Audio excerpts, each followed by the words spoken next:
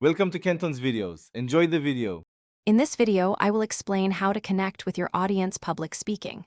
Begin immediately by focusing on one clear message and practicing it aloud until it feels natural. Then scan the room and make brief eye contact with different people to build trust. Use simple stories and concrete examples to make points memorable.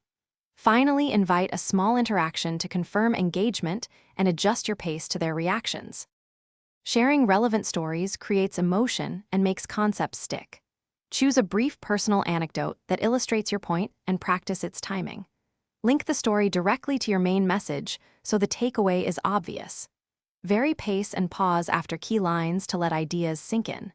Encourage nods or short reactions to gauge attention, and if needed, simplify language to match audience knowledge and keep everyone connected naturally. Use short interactions to transform listeners from passive to active participants. Ask clear, simple questions that require a show of hands or a brief verbal response. When someone responds, acknowledge them and link their input back to your theme. Use quick demonstrations or a 1-minute exercise to reinforce a concept.